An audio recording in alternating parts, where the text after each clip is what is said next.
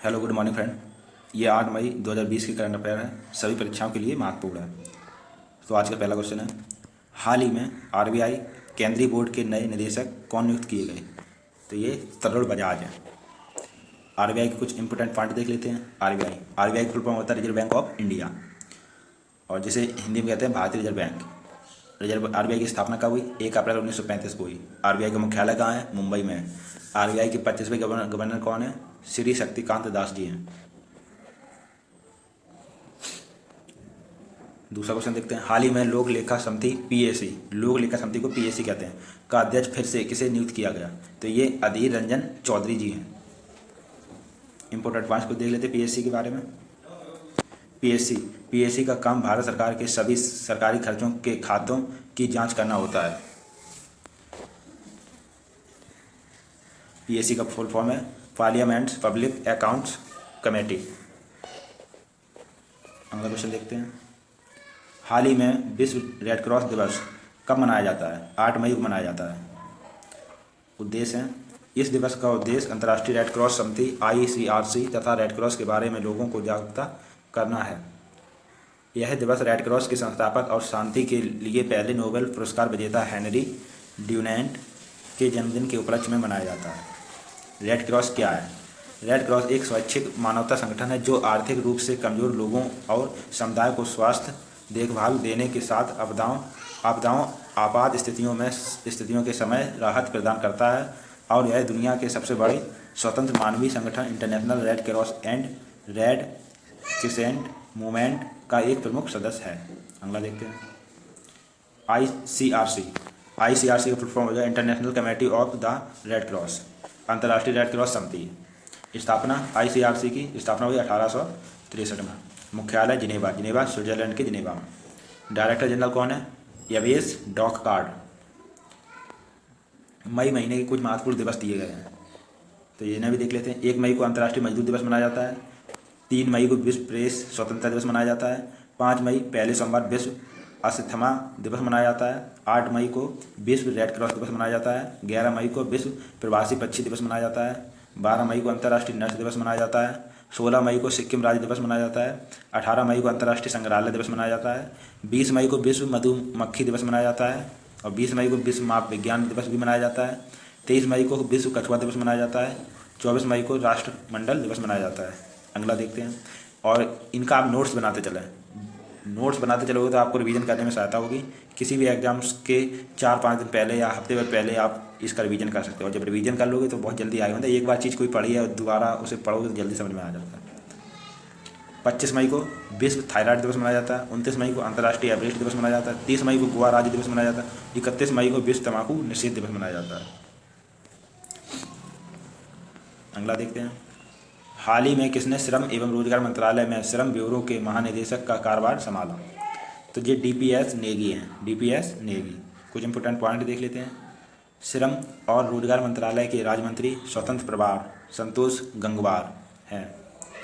अगला देखते हैं, हाल ही में वैशाख दिवस कब मनाया गया? 7 मई को मनाया गया वैशाख दिवस। इंपोर्टेंट पॉइंट देख लेते हैं कुछ।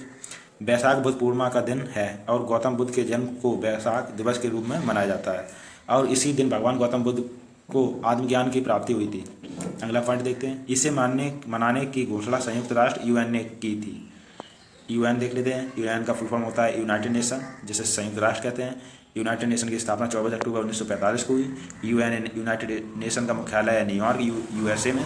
सदस्य देश हैं 193। अध्यक्ष हैं एंटोनियो गुटेरेस। अगला देखते हैं,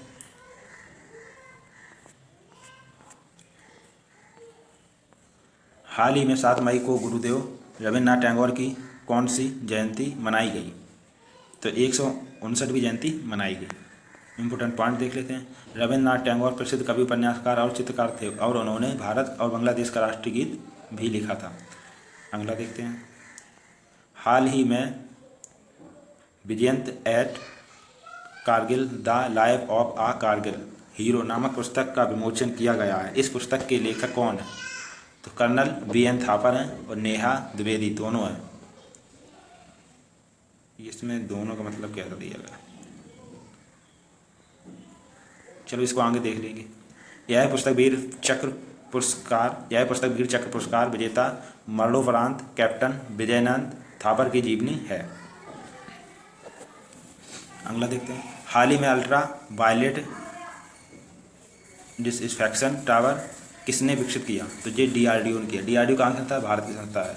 इंपॉर्टेंट पॉइंट देख लेते हैं। UV डिसइंफेक्शन टावर को भारी संक्रमण वाले क्षेत्रों के त्वरित और रासायन मुक्त कीटाणु शोधन के लिए विकसित किया गया है। DRDO का फुल फॉर्म होता है defence research and development organisation, जिसे हिंदी में बोलते हैं रक्षा अनुसंधान एवं विकास संगठन। DRDO की स्थापना हुई 1958 में। DRDO का मुख्यालय है नई दिल्ली। DRDO के अध्यक्ष हैं G सतीश रेड्डी। हाल ही में किस राज्य सरकार ने निगाह योजना शुरू की है? ये हिमाचल प्रदेश ने की है। हिमाचल इंपोर्टेंट पॉइंट देख लेते हैं। इस योजना का उद्देश्य उन लोगों को परिवार के सदस्यों को जागरूक करना है जो देश के अन्य हिस्से से आ रहे हैं, ताकि अपने आप उनसे थोड़ी दूरी बनाए रखें। हिमाचल प्रदेश की राजधानी है शिमला। मुख्यमंत्री हैं जयराम ठाकुर, बीजेपी पार्टी से हैं। गवर्नर हैं बंडारू दत्तात्रेय। और हिमाचल प्रदेश की लोकसभा में 4 सीटें, राज्यसभा में 3 सीटें और विधानसभा में 68 सीटें हैं। हिमाचल प्रदेश उच्च न्यायालय के मुख्य न्यायाधीश हैं लिंगम्पा नारायण। हिमाचल प्रदेश के 5 पड़ोसी राज्य हैं पंजाब, हरियाणा, उत्तराखंड, जम्मू कश्मीर और उत्तर प्रदेश। हिमाचल प्रदेश की प्रमुख झीलें हैं सूरजताल झील, नाको झील, रेणुका झील, चंद्रताल झील, खजियार झील, मछियाल झील, बुग्गू झील, यह भी सभी हिमाचल प्रदेश में है। हिमाचल प्रदेश के प्रमुख दर्रे रोहतांग दर्रा, सिपकिला दर्रा, बड़ा लाचा दर्रा, ये सब हिमाचल प्रदेश में है। हाल ही में किसी सार्वजनिक उपक्रमों पर 22 सदस्यीय समिति का अध्यक्ष नियुक्त किया गया? तो ये मीनाक्षी लेखी हैं। हाल ही में जारी लास्ट एट होम रिपोर्ट के अनुसार किस देश में 2019 में दुनिया में सबसे अधिक नए आंतरिक विस्थापन के मामले सामने आए? ये भारत है। इंपॉर्टेंट पॉइंट देख लेते हैं। इस रिपोर्ट के अनुसार भारत में 2019 में 5 मिलियन से अधिक नए आंतरिक विस्थापन के मामले सामने आए। जारीकर्ता यह रिपोर्ट यूनिसेफ UNICEF ने जारी की। टॉप 3 देश, पहले स्थान पर भारत रहा, दूसरे स्थान पर फिलीपींस रहा और तीसरे स्थान पर बांग्लादेश रहा। हाल ही में किस राज्य सरकार ने आयुष कवच कोविड ऐप लॉन्च किया? उत्तर प्रदेश ने किया। इंपोर्टेंट पॉइंट, इस ऐप में आयुर्वेद मौजूद जड़ी बूटियों और चिकित्सा पद्धति की जानकारी दी गई है। उत्तर प्रदेश की राजधानी लखनऊ है। उत्तर प्रदेश मुख्यमंत्री योगी आदित्यनाथ जो बीजेपी पार्टी से। गवर्नर है आनंदीबेन पटेल हैं। उत्तर प्रदेश उच्च न्यायालय का नाम इलाहाबाद उच्च न्यायालय और मुख्य न्यायाधीश गोविंद माथुर है। उत्तर प्रदेश की लोकसभा की सीटें 80 हैं और राज्यसभा की सीटें 31 हैं और विधानसभा की सीटें 404 हैं। उत्तर प्रदेश का एक पड़ोसी देश नेपाल है। उत्तर प्रदेश की सीमा 8 राज्यों से लगती है। उत्तराखंड, हिमाचल प्रदेश, हरियाणा, राजस्थान, मध्य प्रदेश, छत्तीसगढ़, झारखंड, बिहार आदि। दिल्ली को अगर मिला दे तो उत्तर प्रदेश के 9 पड़ोसी राज्य होते हैं, लेकिन अभी दिल्ली को पूर्ण राज्य का दर्जा प्राप्त नहीं हुआ। हाल ही में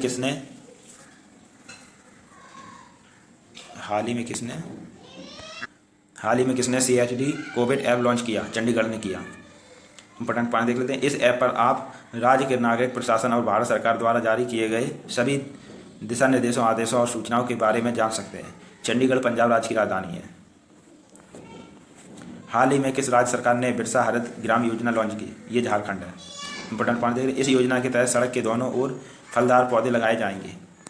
झारखंड की स्थापना 15 नवंबर 2000 को। झारखंड की राजधानी रांची। मुख्यमंत्री हेमंत सोरेन। झारखंड मुक्ति मोर्चा। गवर्नर हैं द्रौपदी मुर्मू। झारखंड उच्च न्यायालय के मुख्य न्यायाधीश का नाम रवि रंजन है। झारखंड के 5 पड़ोसी राज्य हैं बिहार, उत्तर प्रदेश, पश्चिम बंगाल, उड़ीसा, छत्तीसगढ़।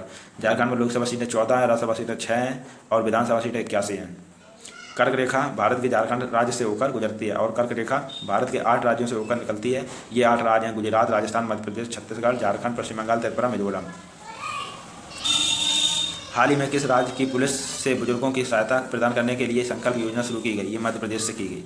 इस योजना का मकसद है कोरोना वायरस की वजह से लगे लॉकडाउन के दौरान बुजुर्गों को घर तक सुविधा मुहैया कराना।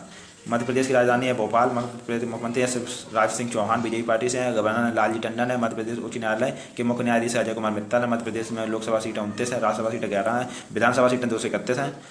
मध्य प्रदेश 5 पड़ोसी राज्य हैं महाराष्ट्र, छत्तीसगढ़, उत्तर प्रदेश, राजस्थान। मध्य प्रदेश के राष्ट्रीय उद्यान है कान्हा राष्ट्रीय उद्यान, माधव राष्ट्रीय उद्यान, बांधवगढ़ राष्ट्रीय उद्यान, पन्ना राष्ट्रीय उद्यान, सतपड़ा राष्ट्रीय उद्यान, वन विहार राष्ट्रीय उद्यान, इंदिरा प्रियदर्शनी पेंच राष्ट्रीय उद्यान, संजय राष्ट्रीय उद्यान, मंडला प्लांट फैसिल, यह सभी नेशनल पार्क मध्य प्रदेश में स्थित हैं। कर्क रेखा भारत के मध्य प्रदेश राज्य से होकर गुजरती है। कर्क रेखा भारत के 8 राज्यों से होकर गुजरती है। ये 8 राज्य हैं गुजरात, राजस्थान, मध्य प्रदेश, छत्तीसगढ़, झारखंड, पश्चिम बंगाल, मिजोरम और त्रिपुरा।